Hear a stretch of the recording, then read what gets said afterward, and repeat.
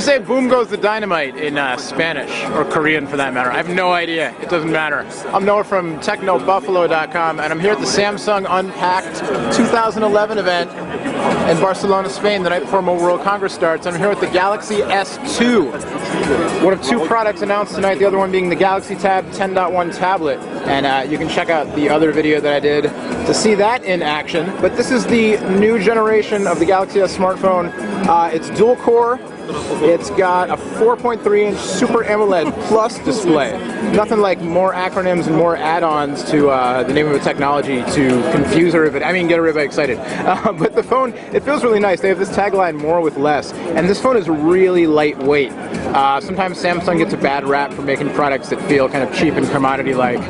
But in this case, the lightweight is awesome. The phone's pretty hot to the touch right now, actually. It's been cranking out, you know, all evening. People demoing it and filming it and photoing it and everything. So we'll have to see when they actually release the devices, how they run, and if heat's a problem. It definitely feels warm.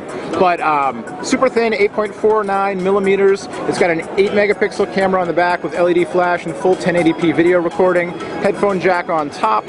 On one spine, the left spine, you've got a rocker switch. On the other spine, you've got a power switch. On the bottom, you've got a... I'm not going to make the same joke I made in the Tab video about the device that prevents me from walking home with it, but that's what it is. I don't think there's anything on the bottom. On the front, you've only got 3 buttons now.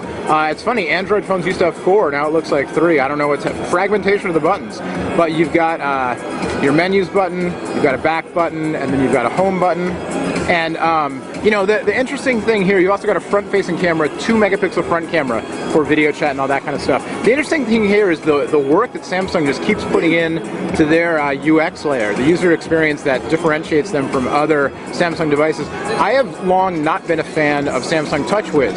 Although Samsung TouchWiz 3.0, I thought, you know, this is getting better. 4.0 looks really nice. They've really done a lot of work to it.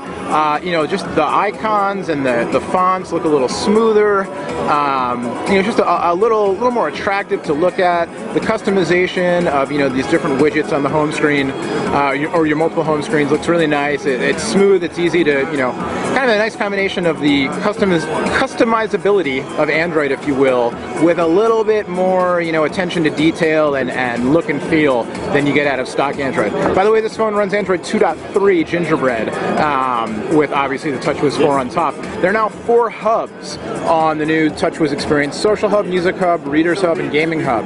And so you know, they are what you think they are, or what you think they are from the names. Social Hub is all your messages, your friends, your feeds, all that kind of stuff.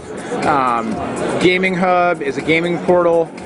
Music Hub is an online music store. Readers Hub is an e-book reader, online store for books and magazines and all that kind of business. And you know, they went over this in detail in the presentation tonight, which was typical Samsung high production value for sure.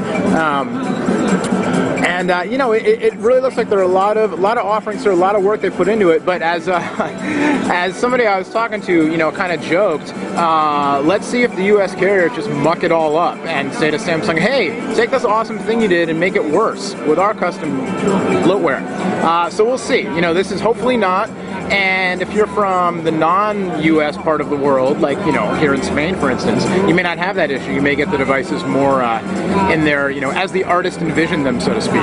But hopefully in the US we'll get the Galaxy S2 in its unadulterated form or close to it. I believe the device, actually they did not say anything about when it will be available. Obviously no pricing, nothing like that. You've also got HSPA Plus, 21 megs down, 5.7 up, 5 gigahertz Wi-Fi, like we said, the dual-core application processor. The battery is 1650 milliamp hour. Samsung went into detail about why Super AMOLED Plus is better than devices like IPS-based devices like the Apple Retina display, and how it's not all about pixel size and pixel density, but it's also about refresh rate, gamut, and color saturation, all that kind of thing. I'm not going to get into that now because I'd just be repeating what they said. But I can tell you that, you know, it's a powerful phone, it's lightweight, it feels pretty good in the hand, and from what I've seen so far, it's impressive. And the screen looks great, it pops for sure. So, trying to get through this this trailer here. Check out a little gaming action. Loading, loading. It's probably a bad idea. Maybe we'll get some separate video of the gaming. They have the little thing on the game hub right there. Anyway, there you go. It's the first look, the Samsung Galaxy S2. You know, it's not, I can hear the Android faithful crying foul, you know, we want stock Android, and you know, I understand that point of view, but for me, I'm very impressed on first glance at what Samsung's done with their software, and it's cool, because they had good ideas, but they were just kind of weirdly executed before. Hopefully, when this actually launches, it'll stand up to the first impression, which is a nice one for TouchWiz 4.0. Anyway, from Barcelona at the Samsung Galaxy S2 and Galaxy Tab 10.1 launch event, otherwise known as Samsung Mobile Unpacked 2011, I'm Noah from Techno Buffalo. Much more from Barcelona all week on TechnoBuffalo.com.